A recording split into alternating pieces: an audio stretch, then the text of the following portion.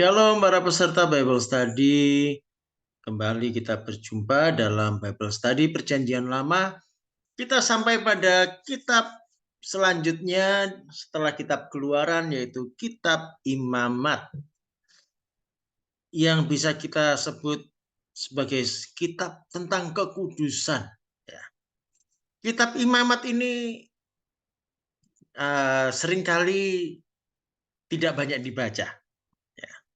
Karena seringkali orang merasa kitab ini kitab yang membosankan karena isinya aturan ini, aturan itu. Banyak sekali aturan-aturan. Dan kita semua kayaknya memang nggak suka baca aturan ya. Ya. Tapi sebetulnya kitab ini kitab yang sangat penting ya. Bagi orang Israel, kitab ini bisa dibilang semacam kitab undang-undang. Kalau apa yang mereka dengar di Gunung Sinai itu yang tercatat di kitab Keluaran bisa dibilang itu undang-undang dasarnya, 10 perintah Allah, ini undang-undangnya. Gitu. Aturan-aturannya, mana yang boleh dilakukan, mana tidak boleh, bagaimana mereka harus hidup. Nah, di kitab Imamat ini dibahas terutama tentang hubungan mereka dengan Tuhan, bagaimana mereka hidup bersama Tuhan. Tema utama dari kitab Imamat adalah tentang kekudusan.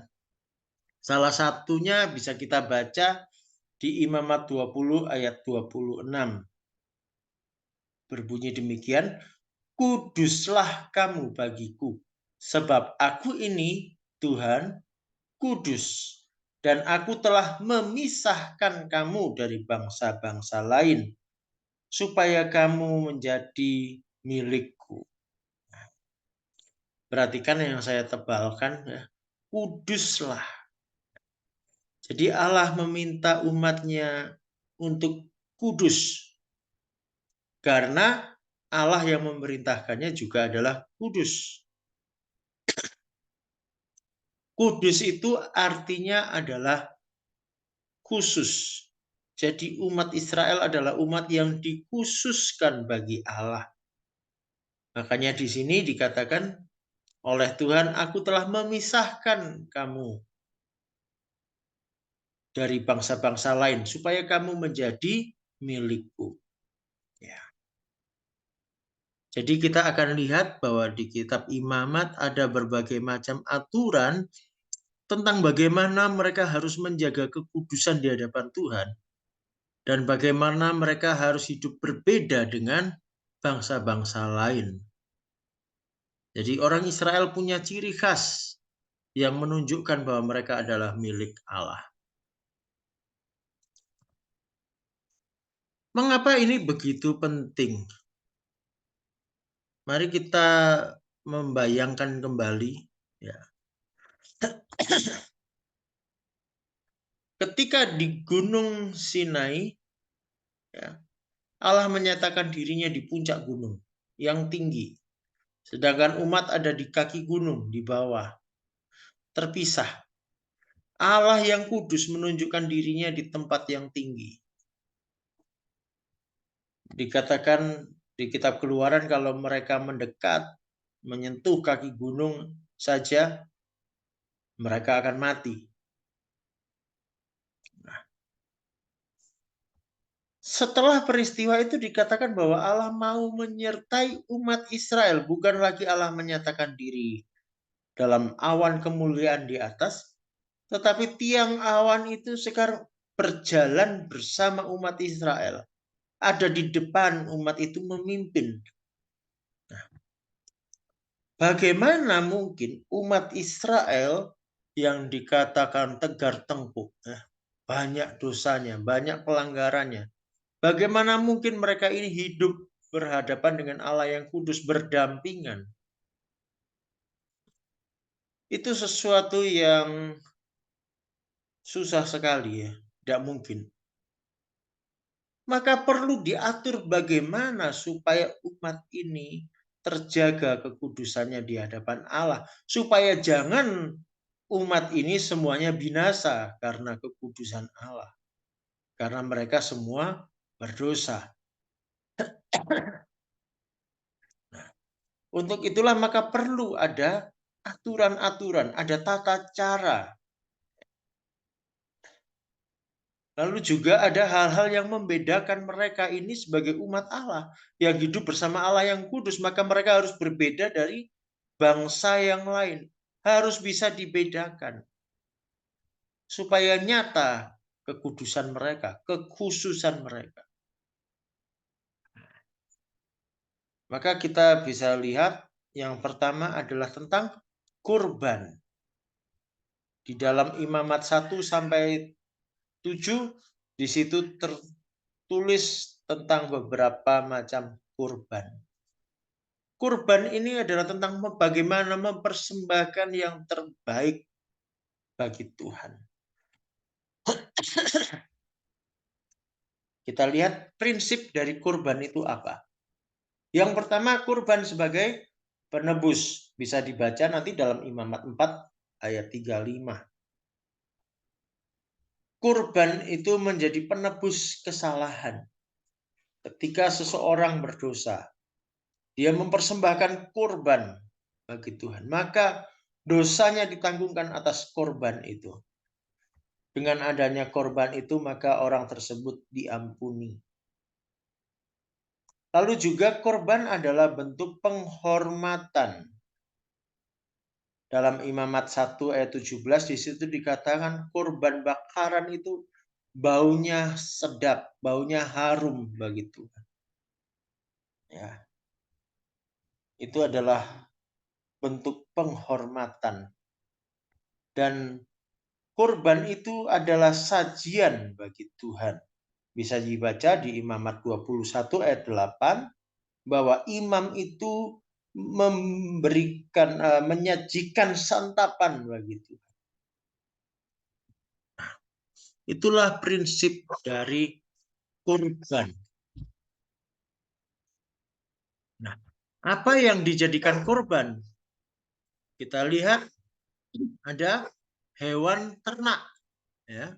Dan juga ada biji-bijian yang diolah menjadi tepung atau diolah menjadi roti. Tetapi yang terutama sebetulnya adalah hewan ternak. Nah,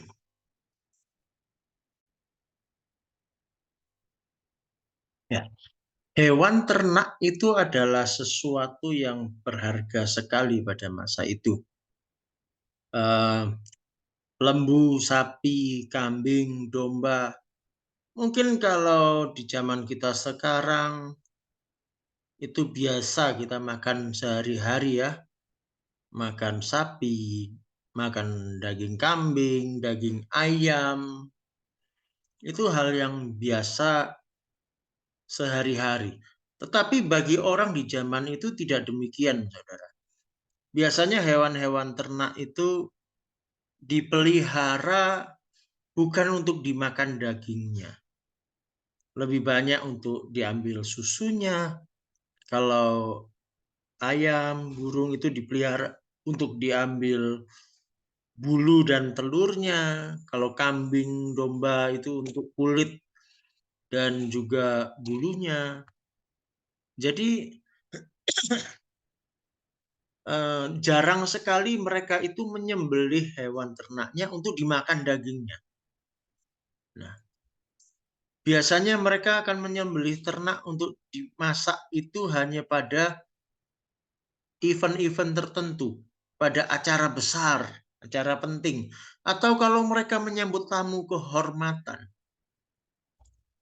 Jadi tidak seperti kita sekarang yang terbiasa makan ayam, daging ayam sehari-hari, mereka tidak begitu.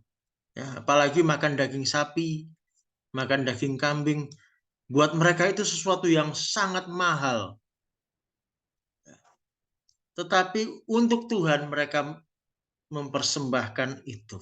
Yang terbaik, yang berharga, dikatakan harus yang tidak bercacat. Bahkan kalau kita ingat kembali dalam kitab Keluaran di situ disebutkan anak sulung dari setiap hewan ternak mereka itu milik Tuhan. Yang sulung itu selalu menandakan yang terbaik bagi mereka saat itu ya, dalam budaya saat itu yang sulung itu yang terbaik. Jadi bayangkan saudara, seorang yang beternak sapi, ketika dia memperoleh yang terbaik, ternyata itu harus dipersembahkan kepada Tuhan. Bagi orang di zaman itu, ini suatu perintah yang sebetulnya cukup berat. Kenapa yang terbaik untuk Tuhan? Kok bukan aku nikmati sendiri, gitu ya? Tapi itulah yang diminta Tuhan. Tuhan bukannya semena-mena, tetapi Tuhan mau melihat apakah umatnya sungguh cinta akan Tuhan. Apakah umatnya sungguh menghormati Tuhannya. Kalau mereka sungguh-sungguh mau menghormati Tuhan, mereka sungguh-sungguh cinta Tuhan, maka mereka akan mempersembahkan yang terbaik. Lalu dari korban-korban itu, terutama dari korban yang berupa hewan ternak, di sini kita melihat yang terutama tentang darah dan lemak. Ya. Darah itu adalah tanda perjanjian dan itu lambang dari nyawa, kehidupan. Darah itu ketika hewan dipersembahkan, darahnya dicurahkan keluar dan darah itu akan dipercikkan di atas mezbah, di sekelilingnya gitu ya. Lalu dipercikkan kepada umat untuk menguduskan. Jadi darah itu penting sekali dan orang Israel dilarang makan darah. Karena darah itu adalah kehidupan dan tanda perjanjian. Khusus bagi Tuhan. Lalu ada lemak. Lemak ini yang dimaksud mana? Terutama lemak isi perut.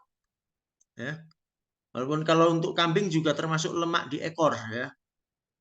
Domba itu ekornya gemuk, berlemak. Ya. Itu juga untuk Tuhan. Ya. Tetapi terutama di sini lemak isi perut. Di sekitar buah pinggang. Nah, jadi ini bukan lemak yang di bawah kulit, tetapi yang di dalam rongga perut. Mengapa ini dikhususkan?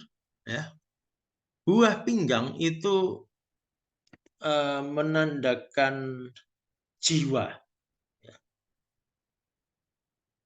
Kalau budaya orang Israel zaman itu menganggap pinggang itu seperti kita sekarang berkata hati, ya, tentang jiwa, perasaan kita, keinginan kita, kehendak kita, itu ada di situ. Semangat hidup kita, nah itu ada di buah pinggang. Dan itu harus dipersembahkan untuk Tuhan sepenuhnya, tidak boleh tersisa, tidak boleh dimakan. Itu harus dipersembahkan buat Tuhan, dibakar habis. Artinya apa? Jiwa kita serahkan untuk Tuhan. Lalu yang menarik dari persembahan kurban ini, ada bagian yang untuk imam, imam yang melayani. Ini disebut bagian maha kudus. Bagian maha kudus. Nah, ini bagian mana? Bagian dari daging dada dan daging paha. Nah, ini bagian yang dianggap paling baik dan disebut bagian maha kudus. Dan itu diberikan kepada imam. Ya. Untuk apa? Harus dimakan oleh imam. Jadi imam itu lumayan sering makan daging. Istimewa sekali imam-imam di zaman itu. Rakyat belum tentu sebulan sekali makan daging, tetapi ini imam makan daging. Karena imam mendapatkan kekhususan dari Tuhan, karena dia melayani Tuhan. Maka dia mendapatkan yang terbaik.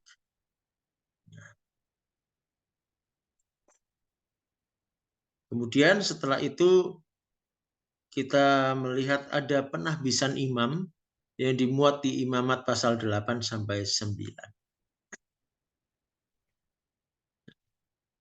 Imam itu ditahbiskan, dikuduskan, dikhususkan untuk suatu pelayanan kudus di rumah Tuhan. Karena imam harus mempersembahkan persembahan umat kepada Allah. Maka imam itu sendiri harus dikuduskan. Untuk itu diperlukan korban khusus untuk menguduskan imam. Ya. Lalu dari kurban itu diambil bagian yang tadi disebut bagian maha kudus.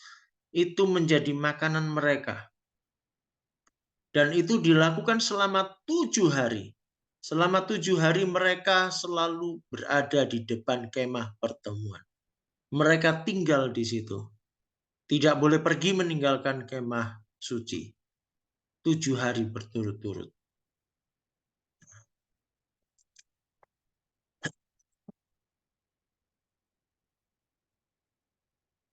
Mengapa harus sedemikian khususnya imam-imam ini? Karena imam inilah yang membawa beban umat kepada Tuhan. Kalau ada umat yang berdosa, maka imam yang harus berdoa memintakan pengampunan bagi umat. Persembahan yang dibawa oleh umat, imam juga yang harus membakarnya, mempersembahkannya kepada Tuhan. Tanggung jawabnya besar, maka imam harus melayani dengan benar. Dengan tanggung jawab, dengan teliti. Nah, pasal 10 mencatat ada 2 kesalahan. Ini contoh. Dicatat sebagai contoh supaya imam-imam pada masa berikutnya tidak melakukan tugasnya dengan sembarangan. Yang pertama di situ kita lihat tentang api yang asing. Ini peristiwa yang terjadi pada Nadab dan Abihu, anak-anak dari Harun. Dikatakan di situ mereka mempersembahkan persembahan ukupan. Nah, apa yang salah? Pertama, mereka menggunakan api yang tidak sesuai ketentuan Allah. Tentang persembahan ukupan itu sudah ditentukan apinya harus api yang berasal dari mezbah, yaitu api yang selalu dijaga menyala, tidak pernah padam. Nah, mereka rupanya mengambil api yang lain. Lalu juga kesalahan berikutnya, mereka melakukan yang bukan bagiannya. Entah apa motivasi mereka, mungkin mereka berpikir, masa harus imam besar saja? Kan kami juga imam. Dilakukan. Mereka melakukan yang tidak sepatutnya. Padahal sudah ditetapkan Tuhan, persembahan ukupan itu harus Harun yang melakukan. Imam besar yang melakukan. Nah, akibatnya sangat keras. Tuhan di zaman itu memberikan akibat dari kesalahan itu, hukuman itu keras. Supaya dilihat oleh bangsa Israel menjadi peringatan bagi yang lain. Ketika mereka melakukan kesalahan itu, api menyambar mereka. Api yang daripada Tuhan membakar habis Nadab dan Abihu. Sehingga mereka mati.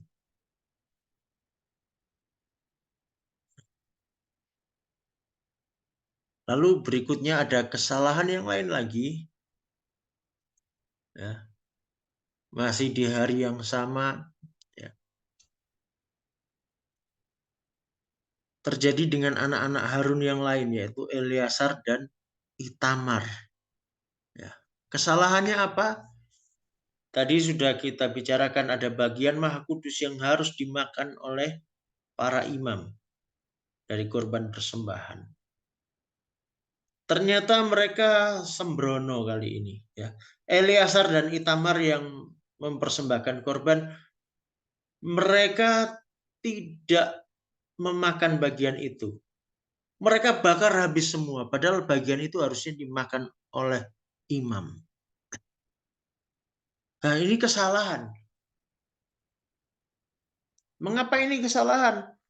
Kalau kita pikir-pikir, kok begitu aja salah, kan dipersembahkan, dibakar habis semua untuk Tuhan, kan bagus. Tuhan punya maksud di dalam ketentuan-ketentuannya. Kalau kita baca di pasal 10, ternyata di situ dijelaskan oleh Musa, harusnya itu dimakan oleh imam di ruang kudus. Kenapa begitu?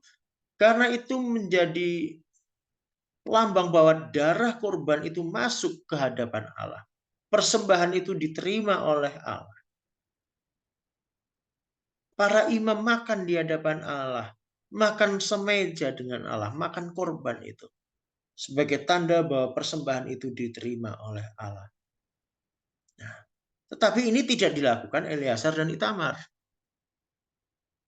Nah, untungnya bagi mereka, Harun ketika itu ada dan Harun memohon pengampunan untuk mereka dengan Harun berkata, aku yang makan. Nah, ini bayangkan, tadi sudah dibakar habis, sudah terlanjur jadi abu. Harun berkata, biar aku makan itu. Harun sebagai ayah, dia mengorbankan diri supaya anak-anaknya diampuni. Dan anak-anaknya diampuni. Untung diampuni. Ya. Untung ada permohonan Harun yang rela berkorban demi anak-anaknya. Jadi kita lihat, dalam kita melayani Tuhan, kita tidak boleh sembarang. Ya.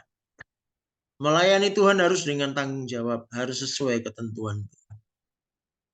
Motivasi hati kita dalam melayani harus benar, supaya kita tidak sembarangan. Kemudian kita lanjutkan pasal 11. Nah, pasal 11 ini bicara tentang binatang yang haram dan yang tidak haram. Ya. Ini kalau istilahnya orang Yahudi bukan haram ya, tapi hukum kasrut ya. Tentang apa yang kosher dan tidak kosher. Bahasa Ibraninya kosher atau lo kosher. Ya. Kosher itu artinya bersih. Lo kosher artinya tidak bersih. Jadi ada binatang-binatang yang dinyatakan Tuhan kosher, bersih, boleh dimakan. Ada yang dinyatakan oleh Tuhan tidak boleh dimakan. Nah, yang boleh dimakan adalah hewan berkaki 4 yang berkuku belah dan memamah biak.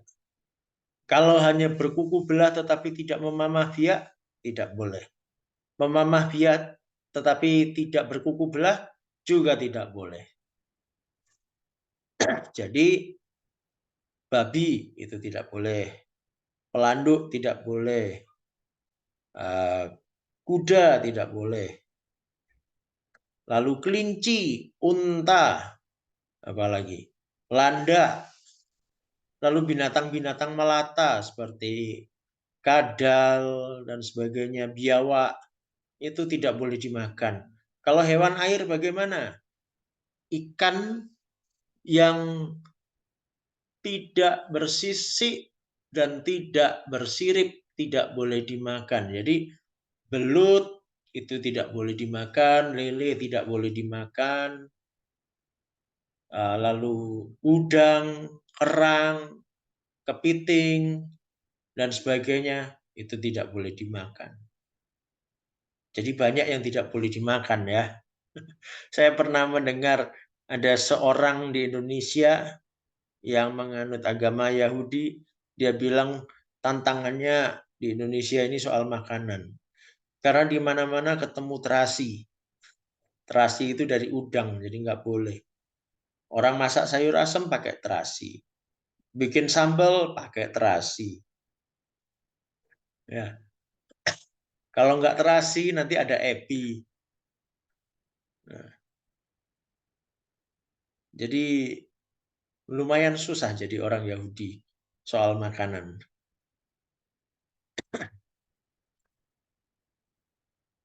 Jadi orang Israel harus menjaga makanannya kosher, ya, bersih. Tidak boleh dilanggar. Dan aturan ini tidak perlu dicari alasannya. Di zaman modern banyak yang mencari-cari alasan. Oh, jangan-jangan Tuhan melarang karena tidak sehat dan sebagainya. Sebetulnya tidak begitu. Karena aturan ini termasuk di dalam apa yang namanya ketetapan. Jadi aturan-aturan dalam Taurat itu ada peraturan, perintah, ada ketetapan, ada peringatan. Nah, ini termasuk golongan ketetapan. Pokoknya Allah menetapkan jangan dilanggar. Alasannya apa? Tidak perlu alasan. Pokoknya Allah menetapkan demikian. Tinggal kita taat atau tidak. Nah, seperti itu. Nah, ketetapan Allah itu untuk apa sih? Untuk memisahkan atau membedakan umatnya dari bangsa-bangsa lain. Pertanyaannya sekarang aturan ini berlaku atau tidak untuk kita? Kalau kita boleh nggak makan lele? Kita boleh nggak makan kepiting? Makan babi boleh apa enggak? Nah, aturan ini adalah ketetapan yang berlaku untuk orang Yahudi sendiri. Untuk orang bukan Yahudi tidak berlaku. Ya, inilah yang bisa saya sampaikan hari ini ya, dari kitab Imamat. Kita sambung di sesi berikutnya. Sampai di sini silakan dipelajari. Kalau ada pertanyaan, mari kita diskusikan bersama di sesi diskusi kita. Tuhan Yesus memberkati.